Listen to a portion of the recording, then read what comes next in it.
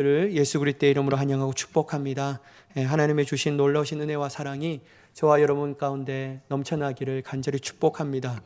저 여러분, 제가 이게 얼굴이 빨갛죠. 이게 촌병이 걸린 게 아니고 이게 약이 부작용인가 봐요. 제가 이제 항생제를 좀 이렇게 안 좋아, 이 기관지가 안 좋아서 항생제를 먹었지만 어제부터 이게 얼굴이 계속 화끈화끈거리니까 좀 그렇습니다. 여러분들이 이해해 주시고, 안동 출신이어서 촌놈이라 이렇게 생각하지 마시고 같이 은혜를 나눴으면 좋겠습니다. 여러분, 우리는 계속해서 로마서의 말씀을 보고 있는데요, 오늘 제가 나누고 싶은 주제는 바로 회개입니다. 그리스도인들에게 있어서 회개는 너무나도 중요한 단어이죠.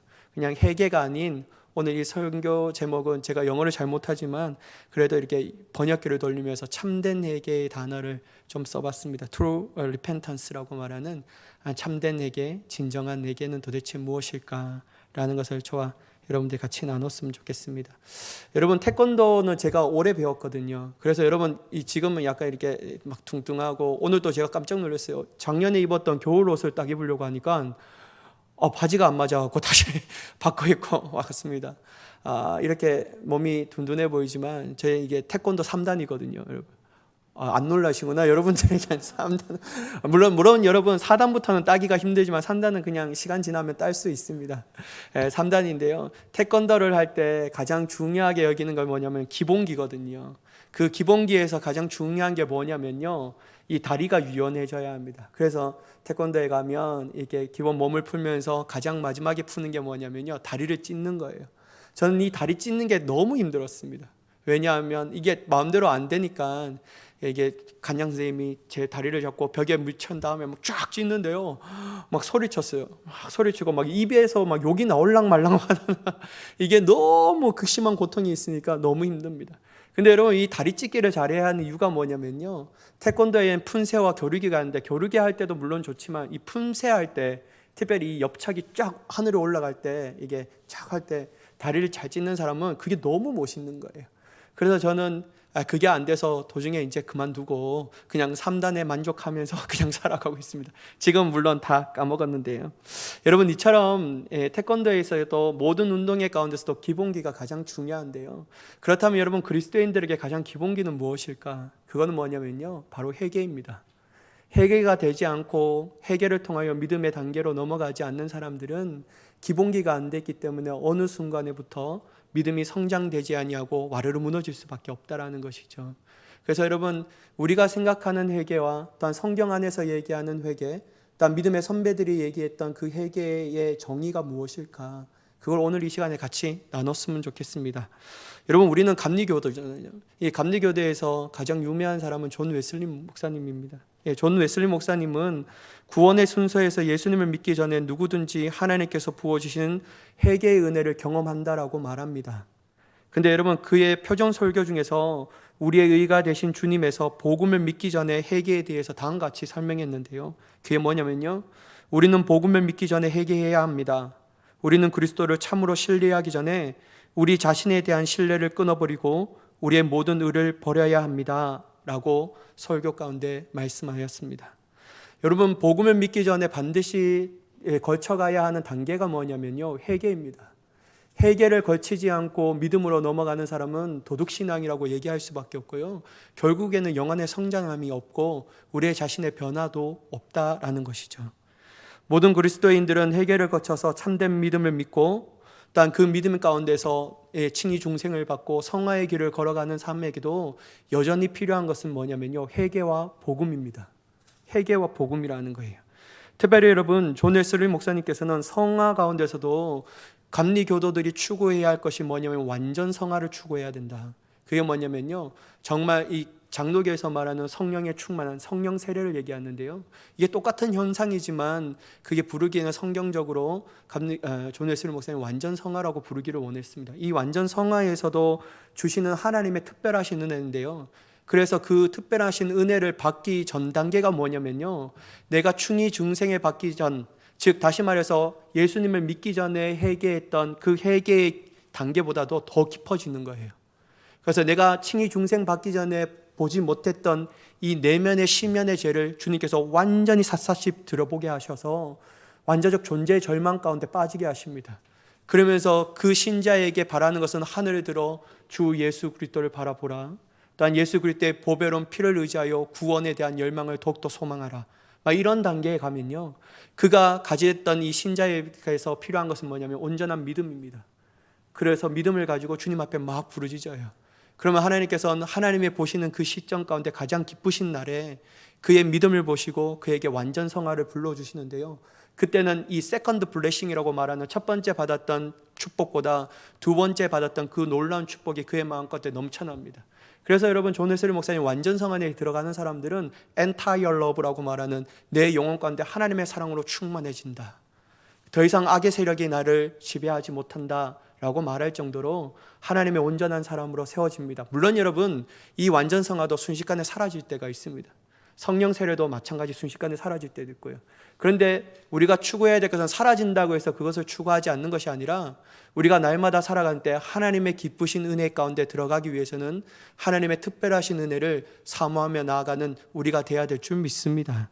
그래서 여러분, 중요한 것은 뭐냐면 회개입니다. C.S. 루이스도 다음과 같이 얘기했는데요, 핵심의 고통에 대해서 이야기하면서 핵심의 중심은 회개라고 분명하게 말합니다. 그리고 그가 말했던 회개의 정의라는 것은 뭐냐면요, 참된 회개란 항복이며 자신에 대한 죽음이라고 말하고 있습니다. 그러니까 여러분, 회개를 진정으로 얘기하자면 항복이고 자신에 대한 죽음, 철저히 자신에 대한 신뢰를 끊어버리고 주님에 대한 신뢰만을 갖는 사람들을 바로 참된 회개를 경험한 사람이라고 얘기할 수 있다는 것이죠. 그런데 여러분, 안타까운 일들은 뭐냐면요, 오늘날 많은 세상 사람들뿐만 아니라 심지어 그리스도인들에게도 죄, 지옥, 회개라는 말을 설교의 주제로 삼으면 별로 반가워하지 않습니다. 이러한 주제로 설교를 하면요, 듣는 사람들의 반응은 싸늘해집니다. 반감을 일으킨다라는 거예요. 오늘날 시대가 어떠한 시대인데 저런 얘기를 하고 있냐, 고리타분한 얘기. 그리고 오늘날 살아가고 있는 이 시대가 얼마나 갑갑하고 살아가기 힘든데 위로를 해줘야지 어떻게 저런 얘기를 하지? 막 그러면서 반감이 일어나는 거죠. 물론 여러분, 전하는 설교자도 이러한 주제를 가지고 설교하는 것을 될 수 있는 대로 안 하려고 합니다. 만약 어쩔 수 없이 죄, 회개, 지옥이라는 설교만을 할 때는 아주 부드럽게 설교하려고 하고요, 어른 아이를 다루듯이 설교를 하려고 하고요, 그들의 감정을 될 수 있는 대로 나쁘지 않게 하기 위하여 눈치를 보면서 설교하려고 합니다. 이게 여러분 솔직한 설교자의 심령입니다. 한마디로 부담스럽다라는 거예요. 전하는 사람도 부담스럽고 듣는 사람도 부담스럽다라는 것이죠. 그러나 여러분, 우리가 분명히 알아야 할 것이 있는데 뭐냐면요, 참된 회개를 경험하지 못한 사람들은 절대로 참된 그리스도인, 진정한 그리스도인이 될 수 없다라는 사실입니다. 그래서 여러분, 서로가 부담스럽더라도 지옥, 회개, 또한 여러분 죄에 대해서 설교를 반드시 해야 합니다. 그 지옥과 죄와 회개에 대해서 설명할 때 그것이 나에게 정말 전인격적으로 믿어질 때 예수 그리스도의 강력한 완전한 복음이 더욱더 절대적으로 필요한 사람이 된다라는 것이죠. 여러분, 예수님께서도요, 충만한 사랑으로 사람들을 대하셨습니다. 하지만 하나님의 진리 앞에서는 사람들의 감정, 사람들의 상황과 환경과 형편에 대해서는 고려하지 않았습니다. 그들의 마음과 감정을 헤아리면서 그 하나님의 진리의 말씀을 조금 변형하면서 전하지 않았다라는 거예요. 그것이 예가 어디입니까? 세례 요한으로부터 세례를 받고 나서 가장 먼저 대중들을 향한 맺힌 메시지가 무엇일까요? 우리가 너무나도 잘 알 말씀인데요, 마태복음 4장 17절에 다음과 같이 예수님께서 말씀하십니다. 이 공생애에 처음 전한 메시지인데요, 이때부터 예수께서 비로소 전파하여 이르시되 회개하라, 천국이 가까이 왔느니라 하시더라. 예수님께서 그토록 원하는 것은 뭐냐면요, 회개였다라는 거예요. 회개하는 사람들만이 하나님의 나라가 가까움을 알고 그 하나님의 나라에 대하여 열망하며 살아갈 수 있다라는 것을 예수님 또한 충분하게, 아니 분명하게 알고 있었기에 공생에 처음 전했던 그 메시지가 바로 회개에 대한 메시지였다라는 것이죠. 이처럼 예수님도 참된 회개를 경험하지 않고서는 절대로 하나님께서 다스리신 나라인 천국에 들어갈 수 없다는 사실을 분명하게 말씀하셨습니다. 그러므로 여러분, 오늘 설교의 주제의 말씀이 좀 부담스럽더라고요. 저는 여러분들의 마음에 좋은 땅과 좋은 녹토가 되기를 간절히 소망합니다. 그래서 좀 내 마음이 아프고 내 마음에 반감이 일어나도요, 이 전하는 사람의 이 메시지를 보지, 이 사람이라는 인물을 통해서 은혜 받는 것이 아니라 이 전하시는 하나님의 놀라운 메시지를 기억하면서 은혜를 받는 귀한 시간이 되기를 간절히 축복합니다. 여러분, 우리는 회개를 떠올리면서 먼저 자신이 지은 죄를 하나님 앞에 고백하는 것, 그리고 그 죄를 용서해달라고 간청하는 것까지 회개라고 생각합니다. 나에 대한 정의. 물론 여러분들의 죄에 대한 정의와 죄에 대한 정의가 다를 수 있습니다. 근데 제가 생각하는 일반적 회개에 대한 정의가 뭐냐면요, 어떻게 생각하냐면요, 내가 지은 죄에 대해서 하나님 앞에 고백합니다. 그리고 그 죄에 대해서 용서해달라고 간청하는 것이죠. 그러한 회개를 하고 나서 우리는 어떻게 반응하냐면요, 나는 하나님 앞에서 나의 자신의 죄가 용서받았다라고 생각하며 기뻐 나아갑니다. 그런데 여러분, 안타까운 일이 뭐냐면요, 그토록 하나님 앞에 눈물로 콧물로 회개했는데 이 성전만 나가면, 아니 몇 시간 뒤면 똑같은 죄를 저지르고 있는 우리의 자신을 볼 수 있다는 것이죠. 여러분, 이거는 한마디로 보면 회개라고 얘기할 수 없다는 것이죠. 감정풀이입니다. 그냥 하나님 앞에 감정을 토하는 거예요. 여러분, 회개라는 단어는 제가 한번 정확하게 찾아봤는데요, 제가 읽었던 기독교 교양 백문백답이라는 책에서 다음같이 정의하고 있습니다. 회개는 헬라 단어로는 메타노이아라고 말합니다. 이것은 문자적으로 변화를 의미하는데요, 메타와 머리를 의미하는 노이아의 합성 단어입니다. 이 단어의 진짜 의미는 생각과 마음의 변화를 의미한다는 거예요. 이것은 속사람이 근본적으로 새로워지는 변화를 통해 삶의 방향과 목적을 바르게 설정되는 의식의 변혁을 의미합니다. 그리고 이 의식의 변화는 삶의 변화로 연결되어 진정한 회개가 된다는 것이죠. 따라서 제가 간역을 빗나간 궤도의 이탈이라면 회개는 빗나간 방향을 바르게 수정하는 것, 즉 궤도 수정 또한 방향 전환을 말하고 있습니다. 따라서 이처럼 기독교에서 회개는 일반적인 의미의 반성이나 뉘우침과 그 차원이 다르다라고 할 수 있다는 거죠. 우선 자신이 하나님 앞에서 죄인임을 깨닫는, 자각하는 깨닫음의 단계가 있어야 하고, 그 다음으로는 죄를 미워하는 마음의 변화와 동시에 죄를 떠나는 생활의 변화가 있어야 하며, 궁극적으로는 성결한 삶을 가능하도록 도우시는 보혜사 성령의 인도하심을 따라 하나님과의 바른 관계를 회복하는 것을 말합니다 라고 이 책은 정의하고 있습니다. 참된 회개는 이러한 것이다. 만약 여러분, 이것이 진정한 성경적 회개이며 주님께서 말씀하신 참된 회개라면요, 우리가 이제까지 회개했던 그 모든 것들은 진정한 회개가 아니었다라는 거예요.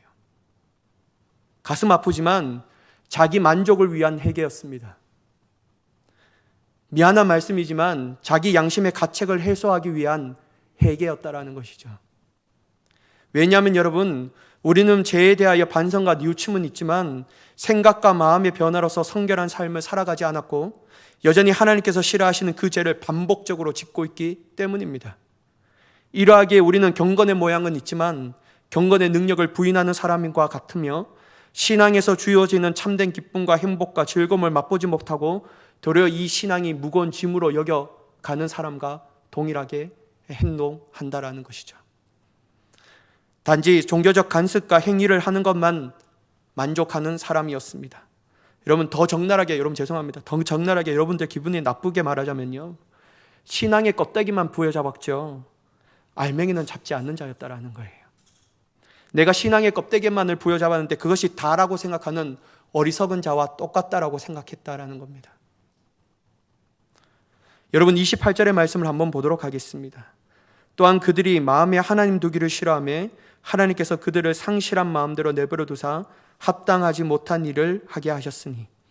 여러분, 28절에 사도 바울은 뭐라고 얘기하냐면요, 하나님께서 그들을 상실한 마음대로 내버려 두사 합당하지 못한 일을 하게 하셨다라고 말하고 있습니다. 그리고 합당하지 못한 일에 대해서 29절에서 31절까지 사도 바울은 쭉 설명합니다.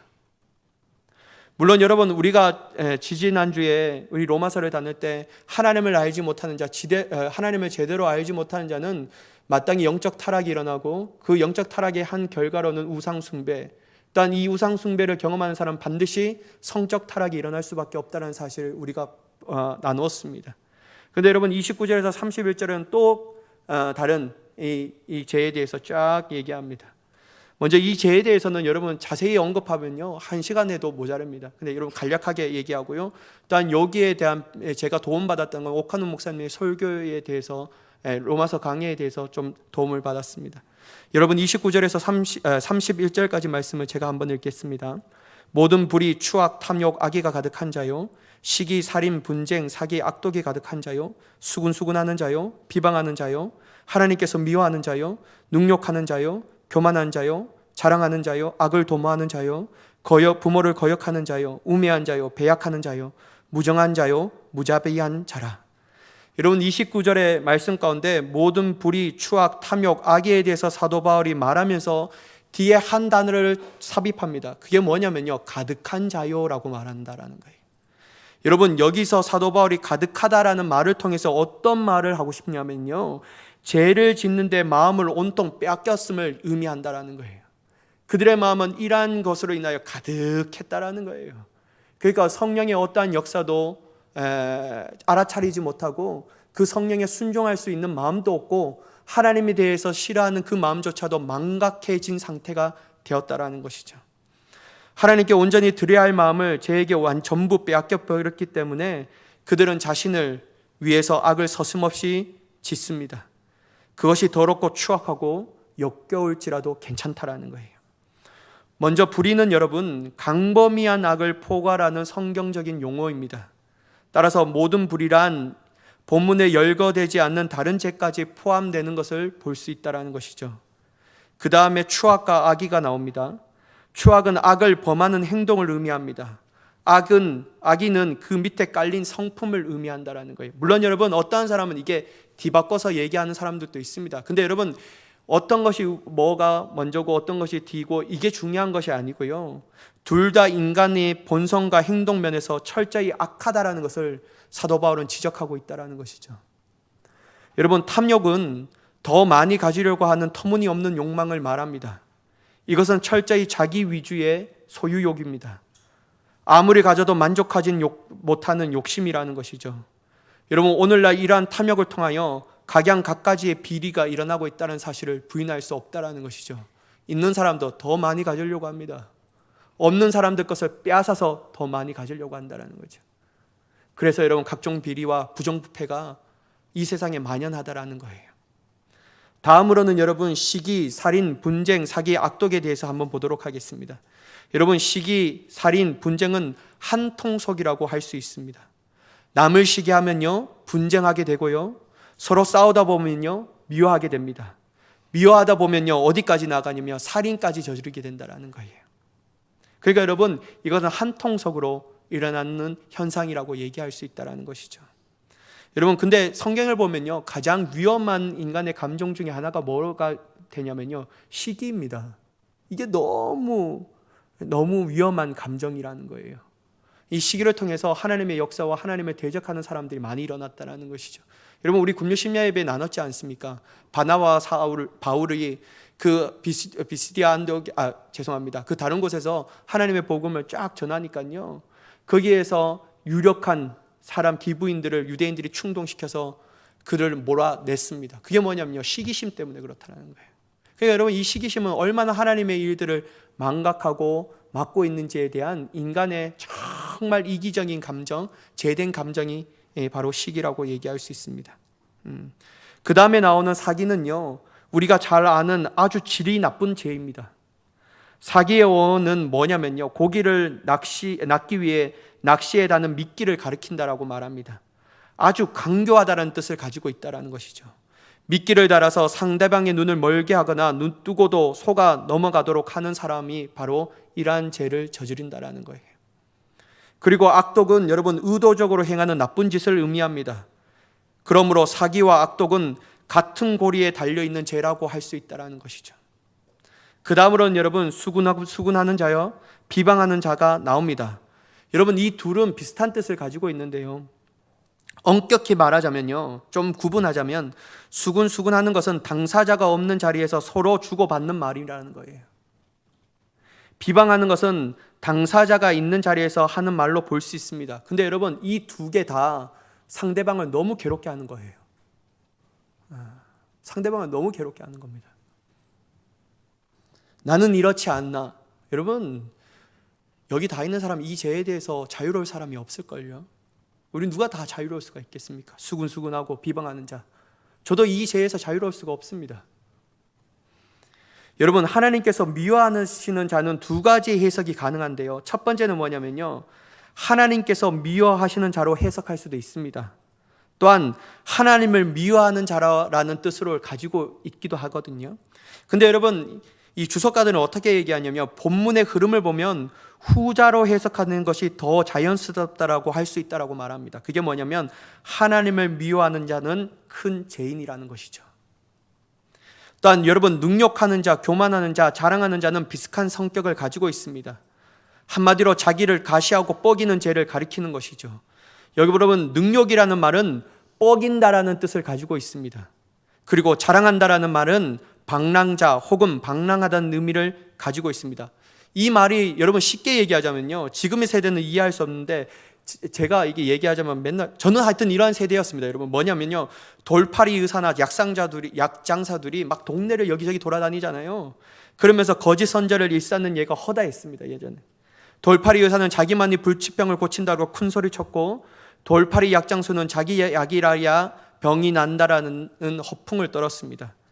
이와 같이 자기가 남보다 우월하다는 착각 속에 사는 자들이 해당되는 제목이라는 거예요. 능욕하는 자, 교만하는 자, 자랑하는 자가 말이에요. 또한 여러분, 악을 도모하는 자는 한 가지의 악으로 만족하지 못하여서 또 다른 악을 궁리해서 저지르는 아주 질 나쁜 사람을 가리킵니다. 여러분, 또한 부모를 거역하는 자는 우리가 잘 알다시피 배은망덕의 표본이라고 할 수 있다는 것이죠. 저는 이 단어를 볼 때마다 하나님 앞에 진짜 깊은 회개를 해야 되는데, 제가 저희 어머니 이제 이렇게 또 생신이어서요, 대전에 올라갔거든요. 누나 집에 있어서 생일인데요, 저도 모르게 저희 어머니가 나이가 드니까 판단력이 좀 흐려지니까 막 정말 마음에 안 드는 일을 해요. 엄청 야단만 치고 왔습니다. 계속 야단 쳤어요. 계속 잔들어요. 그러니까 여러분, 오직했으면 우리 운청이가 뭐라고 얘기하냐면요, 오늘은 할머니 생신인데 기쁜 날이 아니네, 막 이렇게 얘기하는 거예요. 참 이 부모를 거역하는 죄를 저지르지 말아야 되는데. 하여튼 여러분, 우매한 자는요, 하나님을 멸시하는 미련한 사람을 가리킵니다. 하나님을 멸시하기 때문에 하나님 앞에서 나쁜 짓을 함부로 합니다. 그러므로 하나님에 대해 우매하다라는 그 자체로 죄가 된다라는 것이죠. 배약하는 자는 약속을 해놓고 쉽게 깨트리는 사람을 말합니다. 무정한 자와 무자비한 자는 비슷한 의미인데요, 한마디로 본능적인 인간의 정마도 외면하는 사람을 가리킵니다. 여러분, 이 무정한 자와 무자비한 자에 대해서 쉽게 알 수 있는 그 시대의 로마 시대였잖아요. 로마 시대는 여러분 악습이 있었다라고 말합니다. 그게 뭐냐면요, 갓난 아이를 내버리는 악습이 있었다라고 말합니다. 부인이 아기를 낳으면요, 그 아기를 남편의 누워있는 발자취에 누입니다. 아버지가 그 아기를 보고 마음에 들면 일어나 아기를 안습니다. 그러면 어머니가 그 아기를 키우는 거예요. 그런데 여러분, 만약에 마음에 안 들어 아버지가 돌아 누우면요, 그 아기는 결국 벌어지게 됩니다. 그래서 당시 로마 시에는 하루에 30명에서 40명이나 되는 신생아들이 강장 같은 곳에서 버려졌다라고 말합니다. 여러분, 이게 옛날 일입니까? 오늘날 현실도 마찬가지 않습니까? 저는 오늘날 현실이 더 무자비하다라고 생각합니다. 사람이 정이 없어요. 사이코패스와 소시오패스가 판치는 이 시대에 살아가고 있다는 것이죠. 사람의 마음의 감정에 공감하지 않으려고 합니다. 사람이 짓밟고 일어나는 것이 자기의 성공이라 말하면요, 그가 아파하든지 눈물을 흘리든 말든지 상관없다라는 거예요. 여러분, 대표적으로 여러분 정인이 사건이 그렇지 않습니까? 자기가 편하려고 하니까 그런 일들이 일어난다라는 거예요. 여러분, 이러한 말도 되지 않는 사건들이 너무나도 많으니까요, 웬만한 사람들은 웬만한 기사로 동요하지 않습니다. 이런 사건이 일어나구나. 여러분, 사울은 타락한 인간이 이렇게 저지를 수밖에 없다는 죄에 대해서 얘기하는데요, 그 원인에 대해서 얘기합니다. 그 이유에 대해서 얘기하는데 그게 뭐냐면요, 28절의 말씀을 제가 다시 한번 읽어보도록 하겠습니다. 또한 그들이 마음에 하나님 두기를 싫어하며 하나님께서 그들을 그 상실한 마음대로 내버려 두사 합당하지 못한 일을 하게 하셨으니. 여러분, 사도 바울이 그들이 상실된 마음으로 합당하지 못한 일들, 즉 이러한 죄를 저지를 수밖에 없는 유일한 이유와 근본이 뭐냐면요, 그들의 마음 가운데 하나님 두기를 싫어했다라는 거예요. 다시 말해서 그들은 하나님을 자신의 주인으로 삼고 주님의 생각과 뜻대로 살아가기보다 자신이 자신의 삶의 주인이 되어 자신의 생각과 뜻대로 살아가기를 훨씬 더 원하였습니다. 그러니까 여러분, 하나님이 자신의 마음 가운데 들어올 틈을 주지 않았다라는 거예요. 아주 딱 막아버렸죠. 그래서 오로지 자기가 자신의 삶이 하나님 되고자 하였다라는 것이죠. 여러분, 이러한 예가 어디 있을까요? 창세기 3장에 일어납니다. 아담과 하와가 타락했던 그 시점에 제 판단의 기준, 어떤 것이 선인지 어떤 것이 악의 기준인지 판단하는 절대적 기준은 하나님께만 있는데, 그들은 자기가 스스로 하나님과 되고자 하는 마음으로 자기의 나름대로 죄악과 선을 판단하는 기준으로 타락해버렸다라는 것이죠.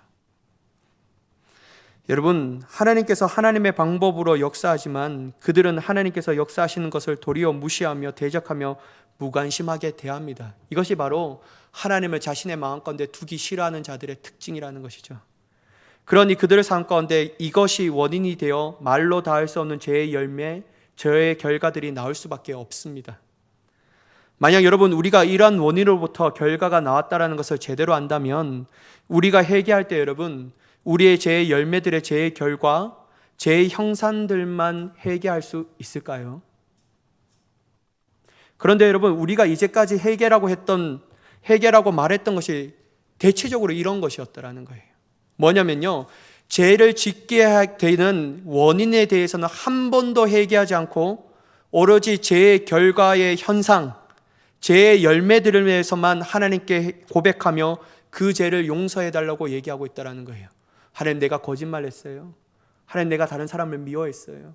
하나님, 내가 다른 사람에게 내 이익을 위하여 사기를 치려고 했어요. 하나님, 내가 다른 사람들에 대해서 비방하고 수군대었던 사람입니다. 막 이런 것만 얘기하는 거예요.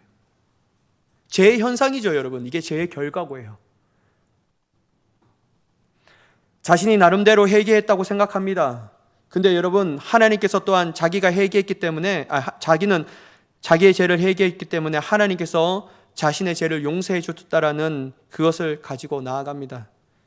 근데 여러분, 우리가 분명한 사실은 앞에서 언급했던 것처럼 우리가 회개했던 죄를 짓는 것, 쳇바퀴처럼 죄를 짓지 않습니까? 회개하고 나서 이 성전 문만 나가면 말이에요. 심지어 성전 안에서도 그러한 죄를 서슴없이 또 회개했던 죄를 짓고 있지 않습니까?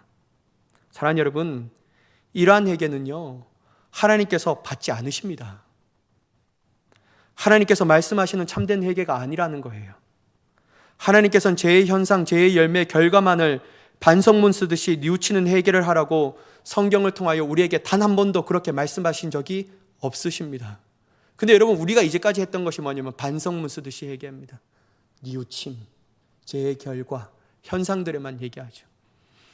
여러분, 좋은 의사는요, 그 원인을 고치는 것이 좋은 의사입니다. 막 여기 살에 막 고름이 져요. 근데 여러분, 그 고름만 짜고 고름만 딱 해서 이 짜고 찢고 그 안에 원인을 고치고 항생제를 먹여야 되는데, 여러분, 이 고름 짜고 하고 아파하는 것이 너무 이 환자가 고통스러우니까 여러분, 이 의사가 그 밴드만 딱 붙여주고 괜찮아요, 가세요, 괜찮습니다, 이런 사람이 여러분 어떻게 좋은 의사입니까?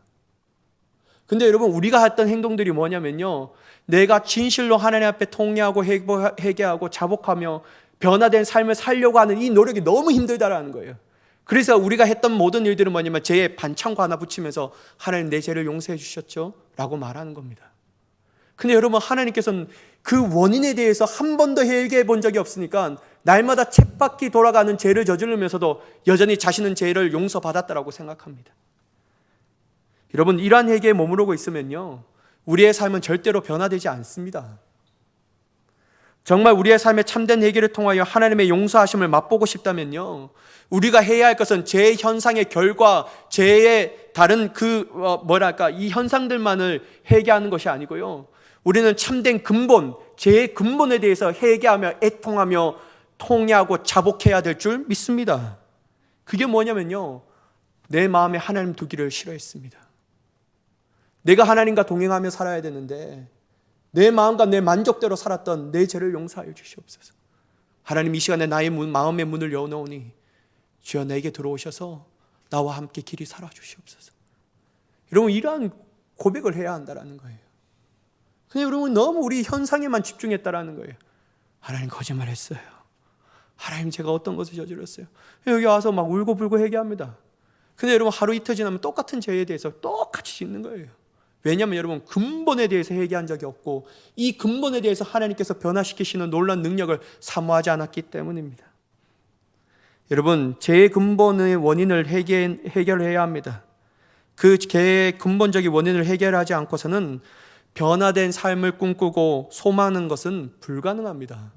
절대 불가능해요, 여러분. 그런데 여러분 더 심각한 문제는요, 이러한 회개에 만족하며 계속해서 죄를 저지르는 사람들도 문제가 있지만 자기와 똑같이 행동하는 사람들에게 다음과 같이 말하는 것이 너무나도 문제라는 거예요. 뭐냐면 괜찮아. 네가 예수님의 신앙에 대해서 잘 몰라. 에이 괜찮아.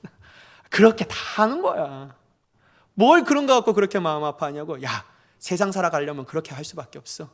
이렇게 얘기해버리는 거예요. 그러면서 하나님도 이해해 주셔. 괜찮아. 야, 이 세상 얼마나 퍽퍽하게 살아가기 힘든데 그런 방식으로 해야지만 비즈니스도 성공하는 거야. 그런 방식으로 해서 자녀를 잘 키우는 거야. 아이 뭘 시험 기간에 자녀들을 교회 나가라고 말해. 공부해야지. 막 이런 세상의 간식으로 막 합니다. 그러면서 합리화하는 거죠. 하나님도 이해해 주실 거라고. 그 증거가 뭐냐면요, 바로 32절의 말씀입니다. 그들이 이 같은 일을 행하는 자는 사형에 해당된다고 하나님께서 정하심을 알고도 자기들만 행할 뿐 아니라 또한 그런 일을 행하는 자를 옳다 하시느니라. 여러분 저는 여기서 조금 좁게 해석하려고 합니다. 무엇이냐면요, 예수님을 믿으면서 회개한다고 하면서 주님의 용서를 구한다고 하면서 여전히 하나님께서 죄를 싫어하시는 죄를 짓는 사람들조차도 이것이 하나님께서 중요하신 죄라고 생각합니다. 그러니까 회개하죠. 근데 여러분 한편은 어떤 마음이 드냐면요, 그래도 하나님 이해해 주실 거지 뭐. 하나님도 이 세상에 살아가 보면 얼마나 힘들겠어. 내가 남편의 가장이고 내가 이 가족을 책임지려면 이렇게 살아갈 수밖에 없는데 뭐 이렇게 생각하는 거죠. 그러니까 좀 마음에 꺼리낌이 있는데 하나님도 이해해 주실 거야 생각하면서 죄를 지었다고 하면서 회개하며 괜찮다고 말합니다. 근데 여러분 여기서 자기만은 그렇게 생각하면 됩니다. 근데 여러분 안타까운 게 뭐냐면요, 믿음의 형제와 자매들, 특히 주님을 알고 주님을 닮아가고 십자가를 부여잡고 부활의 소망을 사모하는 자들에게도 자기와 똑같은 방식과 삶의 방식을 얘기하면서 괜찮다라고 말하니까, 야, 너 너무 열심히 가지지 마. 그렇게 하면 안 돼. 야, 그렇게 하면 너 이게 안 돼. 너 바보 같은 소리 들어. 막 이렇게 하는 거예요. 너무 그냥 주일 낮 예배 딱 한 번만 나오면 되니까 괜찮아. 대충 네가 있는 돈 헌금 있으면 드리고 안 드려도 괜찮아. 하나님께서 뭐 그거까지가 받겠어? 이렇게 하는 거죠. 근데 여러분 괜찮다고 말한 거예요. 제가 말씀드렸잖아요. 제 친구 목포에 있는데 교회에 갔어요. 남편은 여러분 이 교회에 안 다닙니다. 근데 자기 남편을 구원하기 위해서 막 교회 갔어요. 근데 자기가 볼 때는 믿음 좋은 집사님이 계셨대요. 그래서 이 집사님이 잘 인도했으면 좋겠다고 하는데 그런데 갑자기 저녁에 막 전화하는 거예요. 저녁에 전화하면서 뭐라고 했냐면 좀 나오라고. 그래서 남편이 나가는데 어디냐면요, 호프집이었어요. 그래서 맥주와 소주를 같이 마시면서 뭐라고 해요? 예수님은 말이야, 복음은 말이야, 신앙생은 말이야, 이렇게 얘기하는 거예요. 또 여러분 예배 끝나자마자 저기 딱 데리고 가는 거예요. 그래서 뭐 좋은 얘기를 하겠지. 쫙 저 으슥한 곳에 가서 담배 피워, 괜찮아, 피면서 예수님 얘기하고 은혜 얘기하고 거룩을 얘기하는 거예요. 근데 여러분 교회 안 나갑니다, 그 사람. 여러분 하나님은 이해해 주시지 않습니다. 우리의 착각입니다. 하나님 절대로 이해해 주시지 않아요. 연약함을 동정하시고 공감하시긴 하지만요, 그 연약함과 공감하시는 예수님의 은혜를 도우심을 바로 잡고 그 은혜로 말미암아 우리의 삶이 변화되기를 주님께서 열망하시는 줄 믿으시기 바랍니다. 우리의 마음이 그렇게 돼야 한다는 거죠. 그리고 여러분 지금도 하나님께서 우리의 이러한 모습을 보면서 아파하고 울고 계십니다. 언제까지 그럴 거냐고, 언제까지. 여러분 성령님께서 지금도 이러한 우리의 모습을 보면서 어떻게 하십니까? 탄식으로 말미암아 하나님 앞에 기도하신다라고 말해요. 성령님께서 우리를 너무나도 안타까우셔서 우리를 너무나도 사랑하는데 이렇게 하면 안 되는데, 이렇게 살면 하나님의 뜻에 반대되는 삶인데, 너희가 이렇게 가면 멸망의 길로 갈 수밖에 없는데 이것이 참된 그리스도의 삶이 아닌데 막 아파하면서 하나님 앞에 탄식으로 하나님께 우리를 위하여 중보하시는 것이죠. 사랑하는 여러분, 우리는 변화되어야 합니다. 하나님의 자녀된 삶으로 살아가야 합니다. 이 세상을 이기며 살아가야 한다는 거예요. 우리가 그토록 원하고 바라는 기쁘고 행복하고 즐거운 삶을 살아가야 한다는 거예요. 그렇게 하기 위해서는요, 제일 먼저 우리가 해야 될 것은 회개입니다. 철저하게 회개해야 합니다. 철저하게. 자기 만족을 위한 회개, 자기 위안을 위한 회개가 아닌 하나님께서 원하시는 참된 회개를 통하여 하나님의 주시는 변화된 삶을 누리는 자가 되기를 간절히 축복합니다. 여러분, 그러한 참된 회개를 할 때 비로소 우리는 변화된다는 거예요. 그게 너무 아픕니다, 여러분. 힘들어요. 압니다, 저도요. 그렇게 살아간다는 건, 그렇게 산다라는 것이 나에게 얼마나 큰 고통이고 고난과 역경과 어려움이 기다리고 있다는 걸 잘 압니다, 여러분. 근데 여러분, 우리는 그런 것 때문에 참된 회개, 주님께서 주시는 참된 기쁨과 행복과 즐거움을 저버릴 수가 없다는 거예요. 아프면 어떻습니까, 여러분? 이 세상에 고난과 고통을 당하면 어때요? 하나님의 영원한 것을 소유하는 것이 그것보다도 낫지 않습니까? 주님에게 우리에게 말씀하시는 그 생명의 복음이 우리에게 안에 소유됐다면 세상 사람들이 손가락질을 하면 어떻습니까? 세상 사람들이 여러분 우리 보고 예수쟁이라고 얘기하면 어떻습니까? 너는 예수에 미친 사람이야. 그렇게 말하면 어떻습니까? 너는 바보같이 세상을 살아서 어떻게 성공할 수 있으려고 해? 그렇게 말하면 어떻습니까? 여러분 괜찮다라는 거예요. 우리에게는 빼앗기지 않는 하나님의 나라가 우리 마음가운데 있기 때문에. 그래서 여러분 우리는 괜찮다라는 거예요. 근데 여러분 왜 이렇게 하지 못하냐면요, 이게 안 믿어지는 거예요. 내 마음에 하나님 마음이 없기 때문에요, 하나님이 중심으로 사는 사람의 모습이 나타나지 않기 때문에, 이 믿음이 서지 않기 때문에 세상에 더욱더 집착해버리는 거예요. 여러분, 주님은 우리에게 분명하게 말씀하셨습니다.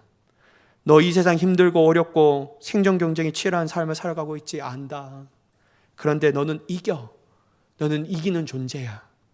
근데 여러분, 예수님께서 어떻게 얘기하냐면요, 그냥 간신히 이기는 존재가 아니고요, 너는 넉넉하게 이기는 존재야. 여러분, 넉넉하게 이긴다는 존재가 뭡니까? 신승한다라는 말이 아니라는 거예요. 완전히 이긴다라는 거예요. 그러니 여러분, 이러한 삶을 살아갈 때 여러분, 그들과 주님과의 동행하며 살아가는 삶을 사니까, 친밀한 삶을 살아가니까 어떤 마음이 듭니까? 기쁘고 행복하는 거예요. 얼마나 즐겁습니까, 여러분? 돈 움켜쥐고 있으면 다 사라지는 거, 내 세상의 친구도 어떤 시점에서 다 사라지고, 내가 자부했던 건강도 어느 시점에서는 다 사라지지만 영원히 사라지지 아니하시고 영원토록 변하지 않는 하나님께서 내 마음과 내 삶과 친밀하게 동행하시니, 그 변하지 않는 하나님의 은혜로부터 구원의 감격이 나오고, 그러니 그 삶은 즐겁고 기쁘고 행복한 삶을 살아가게 되는 줄 믿습니다. 여러분, 그러므로 여러분 우리가 해야 될 것은요, 돌이켜야 합니다. repentance, 돌이켜야 하는 거예요.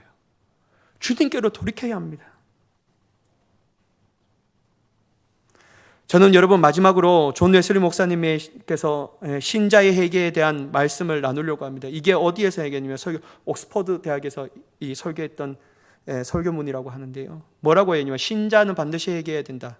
그에 대해서 얘기하는데요, 신자의 회개는 다음과 같은 여러 가지 열매를 맺음으로 확실한 증거를 보인다. 죄를 슬퍼하고 버리는 확고하고 진실한 결단, 죄에 대하여 하나님과 사람 앞에서 수치심을 가짐, 죄의 고백과 용서를 구함, 말씀의 순종, 부정하게 소유한 재물을 돌려줌, 이웃의 죄를 용서함, 이웃을 불쌍히 여김과 자비의 행위, 그리고 하나님의 사랑으로 충만하여 온갖 선행을 보이는 것이다. 이것이 바로 진실된 신자의 회개이다. 사랑하는 여러분, 저와 여러분의 삶 가운데 참된 회개를 통하여 위로부터 놀랍게 부으신 하나님의 은혜를 맛보는 자가 되기를 간절히 축복합니다. 그래야 날마다 승리하며 주님께로 더 가까이 나아가는 귀한 은혜를 소유하는 저와 여러분 되기를 예수 그리스도의 이름으로 간절히 축원합니다. 기도하겠습니다. 사랑의 하나님, 우리 안에 거짓된 회개가 떠나가게 하여 주시옵고, 자기 만족과 자기 위안의 회개가 아닌 오직 하나님의 주시는 참된 회개를 통하여 우리의 삶의 변화가 일어나게 하여 주시옵소서. 죄를 짓던 것에서 떠나가게 하여 주시옵고, 내 마음과 내 생각과 내 행동대로 했던 교만함으로부터 멀어지게 하여 주시옵소서. 오직 주님이 원하시는 참된 회개를 통하여 주님과 친밀하고 동행함을 통하여 하나님의 위로부터 오시는 기쁨과 즐거움과 행복을 누리며 승리하는, 그것도 넉넉하게 승리하는 삶을 살아가게 하여 주시옵소서. 그렇게 역사하실 하나님을 간절히 기대하며 예수님의 이름으로 기도드리옵나이다. 아멘.